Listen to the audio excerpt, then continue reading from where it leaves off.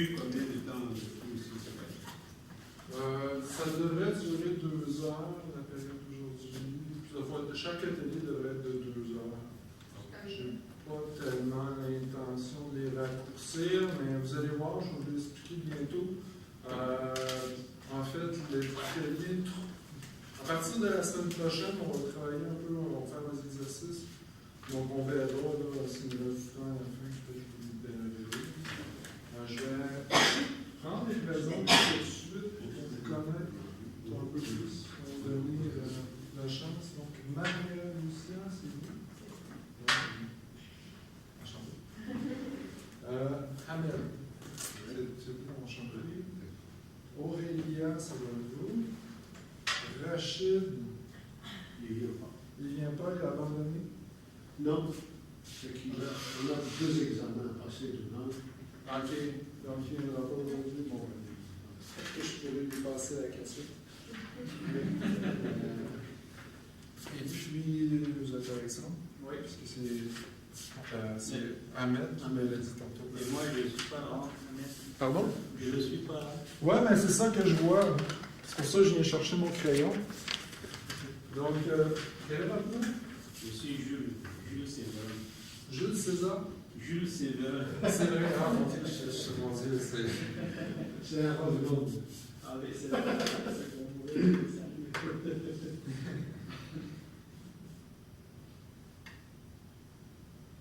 Donc, Jules Séverin. Oui. C-E accent aigu?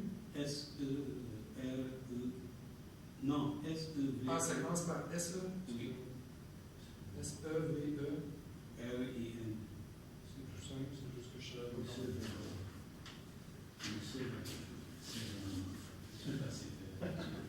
Bon, ben, enchanté. Moi, c'est Martin Demetz.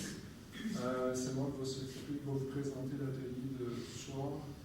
Comme vous pouvez le voir, moi, je suis correcteur à l'épreuve uniforme depuis maintenant 2 ans. Donc, c'est peut-être moi qui vais vous corriger. J'aimerais. Bon, on a peut-être un peu de distance entre nous. Je n'ai pas trouvé la méthode de changer de page par télécommande, donc je vais être obligé de revenir jusqu'ici. Je m'en excuse. J'aimerais commencer tout de suite en vous disant, vous allez entendre des choses, peut-être vos professeurs vous ont dit des choses sur l'épreuve, peut-être d'autres étudiants vont vous dire des choses sur l'épreuve. Si vous êtes suivi à l'accord, peut-être un tuteur va vous dire quelque chose sur l'épreuve, pourrait être différent de ce que moi je vais vous dire. J'aimerais régler le cas tout de suite. Là.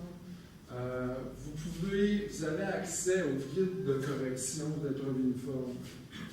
Ici, là, si vous allez dans les internets, là, vous cherchez épreuve uniforme de français, collégial, guide de correction, vous allez trouver cette page-là, qui est, je ne dirais pas riche en informations, mais il y a quelques informations qui pourraient être pertinentes pour vous. Bon, le guide de correction, c'est la Bible. En fait, c'est vraiment la Bible de la correction, c'est-à-dire que chaque correcteur doit corriger en fonction du guide. Si le guide dit que dans telle situation, il y a un point, c'est bon, il doit corriger en donnant le point à l'étudiant. Si le guide dit que telle chose n'est pas bonne, le correcteur doit pénaliser. Donc, c'est là que s'il y a un débat entre certaines personnes, vous allez voir là. À quoi sert l'atelier s'il y a un guide, vous pouvez le lire, mais c'est parce que c'est un peu lourd, puis c'est plus ou moins bien expliqué, donc l'atelier vous sera utile. Donc, maintenant, je vais vous présenter l'atelier. En fait, ici, je vais vous donner le plan de l'atelier.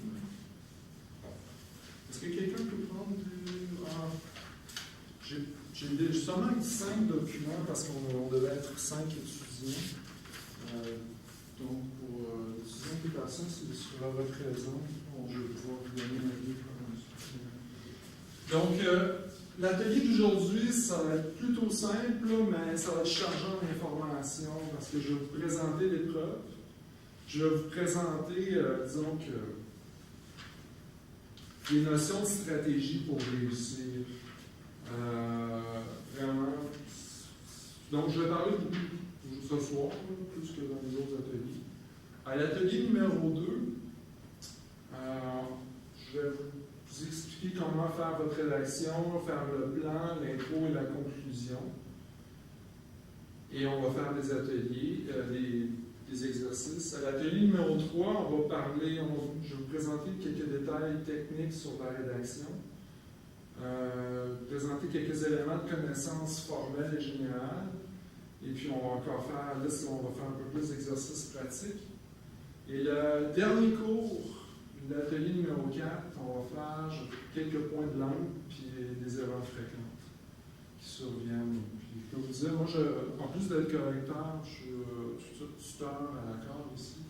Puis je le vois, non seulement je le vois dans les copies, mais je le vois avec les étudiants, ils font un peu les mêmes erreurs. Donc, je vais vous présenter un peu ça à la fin. Détail technique que j'aimerais vous dire, c'est que c'est une bonne nouvelle, c'est que le cours va toujours être ici, quand même même heure. Donc, il n'y a pas à s'inquiéter. Des fois, ça change de classe, toutes les semaines, ça devient fou. Donc, pour nous, ça sera simple. Est-ce que vous avez des questions pour tout ça? C'est chaque mardi. Chaque mardi. Jusqu'à maintenant, il n'y a pas d'imprévu. Disons qu'il n'y a pas de grève de prévu pour quoi que ce soit. Je vais vous annoncer si jamais on doit reporter un cours à la semaine suivante parce qu'il y a une grève ou quoi que ce soit, on s'arrange. Bon, pour commencer, je voudrais présenter une petite citation de Confucius. Je vais vous en présenter une par atelier pour vous mettre un peu dans une certaine atmosphère de compréhension. Celui qui aime apprendre est bien près du savoir. La raison pourquoi je vous présente ça, c'est j'ai parfois des étudiants, surtout en tutorat, qui sont fâchés d'avoir à faire l'épreuve uniforme, qui ne veulent pas trop, en fait. Ils sont dans un, comme on dit en anglais, un mauvais mood. Puis, disons que ça, je le vois, c'est très malheureux, mais ces étudiants-là ont de la difficulté à apprendre. Ça prend beaucoup plus de temps, bien souvent, ils n'arrivent jamais à apprendre, parce qu'ils sont trop rébarbatifs, ils ne veulent pas vraiment, puis bon. Donc, ça, c'est la première clé de la réussite. Il faut. Vous êtes venus ici, mais j'ai des étudiants qui viennent au tutorat aussi. Fait qu'en quelque sorte, ils veulent, mais en même temps, ils sont fâchés. Donc, mais la semaine prochaine, j'ai une meilleure citation encore. Donc, l'épreuve uniforme, c'est quoi? Hein? C'est quoi l'objectif de l'épreuve uniforme? C'est de vérifier que vous possédez les compétences suffisantes en lecture et en écriture pour avoir un diplôme d'études collégiales. Donc, qu'est-ce que ça signifie? Ben, des compétences suffisantes pour comprendre les textes littéraires, mais aussi pour énoncer un point de vue critique qui soit pertinent, cohérent et écrit dans une langue correcte. En gros, hein, c'est ceux qui ont fait des études au Québec, tout en secondaire, hein, c'est à ça que ça sert d'apprendre le français. Hein. Ça peut nous sembler que d'abord, c'est pour écrire dans une langue correcte, c'est très important, mais c'est ça. Mais aussi, c'est de savoir être pertinent et cohérent quand on présente un point de vue critique. Le tout, on a la joie de le faire dans un milieu littéraire, ce qui est plus intéressant que dans d'autres choses. Et que c'est uniforme pour tout le monde. Donc, pour ça, on va vous demander de faire une dissertation critique. J'aimerais rappeler que ce n'est pas une explication de texte qu'on va faire. Ça m'est arrivé, on a une session de correction, je ne sais pas pourquoi, c'est peut-être les questions qui menaient les étudiants vers ça, mais il expliquait qu'est-ce qui se passait dans le texte. Mais c'est pas ça qu'on vous demande. On vous demande d'avoir un point de vue et de le défendre. C'est un peu différent. Donc, de prendre position, de formuler par conséquent des arguments qui sont cohérents, de présenter des preuves tirées du texte, donc les citations, puis d'expliquer sa position. Donc, c'est ce qui sera la dissertation critique.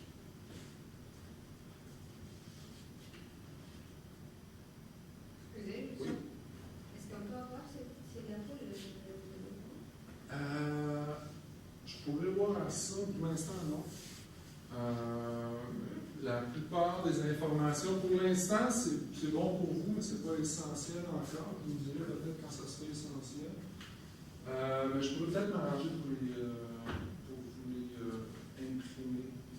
Ah, vous pouvez nous envoyer ce Ouais, je vais voir avec le collège.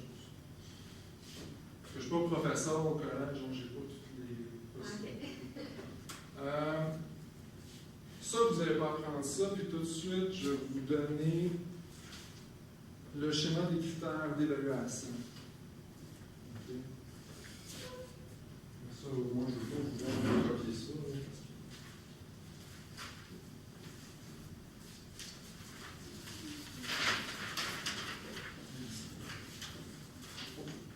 Voilà. Donc, il y a 3 critères importants à l'épreuve uniforme. Chacun des critères doit être en réussite pour passer l'épreuve uniforme. Chacun. Pas la moyenne des 3, c'est chacun. Le premier, compréhension et qualité de l'argumentation. Le deuxième, la structure du texte. Troisième, maîtrise de la langue. Vous voyez probablement les liens avec ce que j'ai dit précédemment. Donc maintenant, j'aimerais vous parler un peu de la réussite à l'épreuve. Le premier critère pour en 2013 a été réussi par 95,7% des étudiants. Le deuxième par 99,3% des étudiants. Et le quatrième par 85,3% des étudiants. Pour un total de réussite de 83% de réussite à l'épreuve uniforme. Donc, il y a à peu près 17% des étudiants qui ont échoué l'épreuve uniforme en 2013. Ce que je veux vous montrer par là, c'est que bien évidemment, vous voyez que la maîtrise de la langue, c'est capital. C'est ça qui est plus difficile. Dès que vous perdez plus de 30 points, c'est fini, vous avez échoué l'épreuve uniforme. Donc, c'est ce qui est le plus difficile. Ça ne veut pas dire que le reste n'est pas important, parce qu'il y en a quand même qui échouent. Ici, comme vous voyez, il y a 15% qui ont échoué ici. Le total est de 17% d'échecs. Ça veut dire que, si on prend ce critère-ci, il y en a 2% qui ont aussi échoué à la maîtrise, puis il y en a 2% qui ont réussi à la maîtrise de la langue, mais qui ont échoué à la compréhension en qualité. Donc, ça peut vous montrer un peu, en tout cas, où mettre vos priorités là, pour vous préparer.